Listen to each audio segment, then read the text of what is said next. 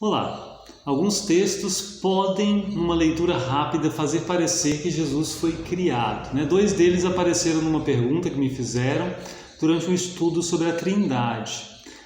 Eu respondo agora, então, tentando mostrar que esses textos só são lidos de uma forma ariana, de uma forma a dizer que Jesus foi criado, se lidos de forma negligente, de forma apressada, sem considerar a importância que esses textos têm e o cuidado devido na leitura.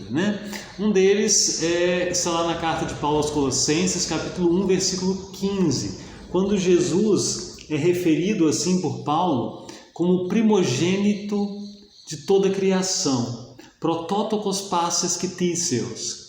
Essa expressão primogênito, literalmente é o que temos em grego, o protótokos, esse que primeiro é gerado, mas ela é lida muitas vezes de uma forma reducionista, como indicando somente algo cronológico, como se tudo que estivesse sendo comunicado pelo termo primogênito fosse uma ordem cronológica. Isso não é verdade.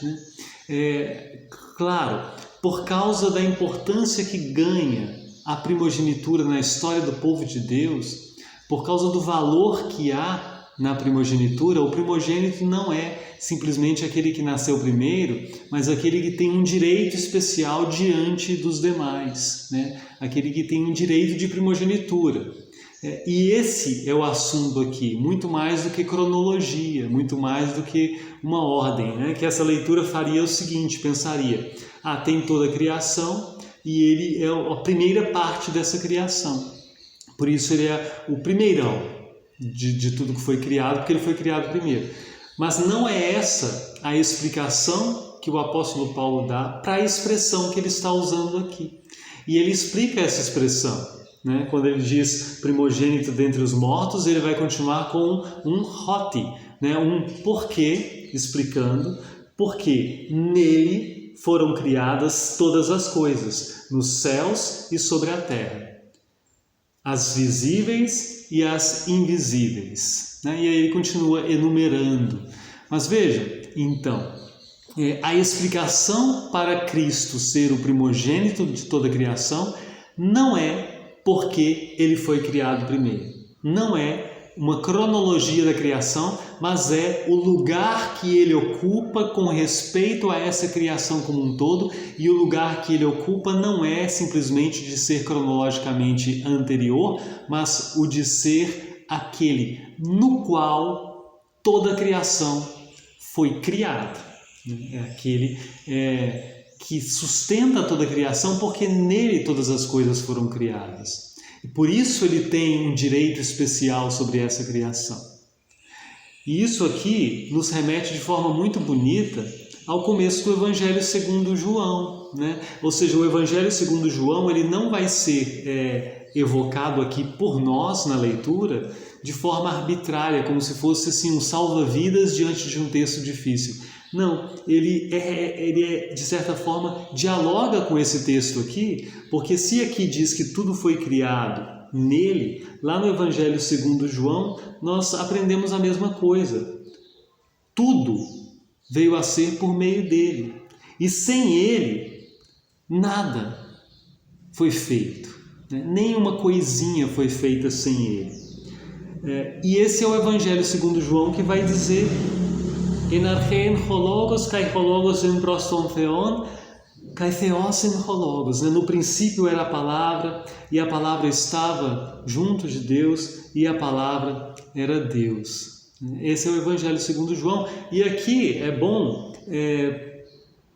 um bom momento para a gente ir ao outro texto que gera problema, que também se relaciona com este aqui, que é Apocalipse 3, 14, que diz assim: essas coisas diz o Amém, a testemunha fiel e verdadeira, o princípio da criação de Deus.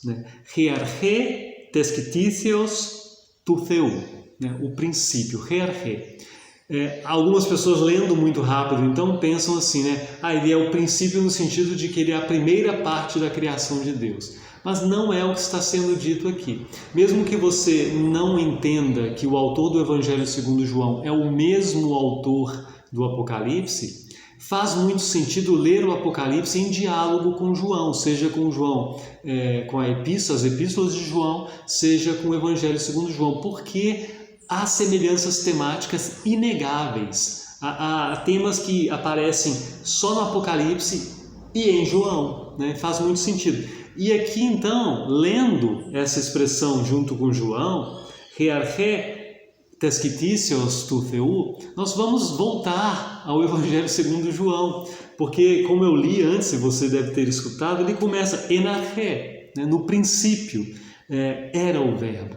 Ele é o princípio da criação, porque no princípio era o verbo, porque ele estava ali no princípio. Você pode ler Provérbios 8 também, porque no princípio já estava lá. Então, se alguém pergunta assim, essa criação toda, ela tem uma lógica, ela tem um princípio, ela tem um ponto de partida ou é algo aleatório? Nós podemos responder isso não simplesmente dizendo Deus é criador. Nós podemos responder isso com Apocalipse 3,14. Sim, há um princípio. E o princípio da criação é Cristo. Não que ele foi criado primeiro, mas porque essa criação está ancorada nele, porque ele estava no princípio com Deus e essa criação foi feita toda nele. Isso é tão interessante porque, e aí tem o porquê isso está escrito, né? Porque faz sentido isso ser escrito aqui. Faz sentido porque a gente percebe a criação não como estando à deriva, mas como tendo um ponto de ancoragem, que é o próprio Cristo. Ela depende de Cristo e ela é para Cristo. De forma que quando Cristo entra no mundo e morre em favor da criação para reconciliar essa criação com Deus, ele não é um estranho chegando aqui para criar algo, para fazer algo com algo que não lhe diz respeito, mas ele é aquele que sustenta essa criação e que tem um direito sobre essa criação, um direito especial desde o princípio. Ele é o primogênito por isso, ele é o princípio da criação por isso, porque lá no princípio tudo foi feito por meio dele. A leitura então ariana, na verdade, desses textos, que nega a eternidade do Filho, essa leitura sim, ela é forçar os textos e lê-los de forma totalmente desconectada do seu contexto canônico. E uma leitura saudável desses textos, uma leitura saudável, vai ser naturalmente uma leitura que concorda com a doutrina da Trindade. É isso, bênção de Deus e até a próxima.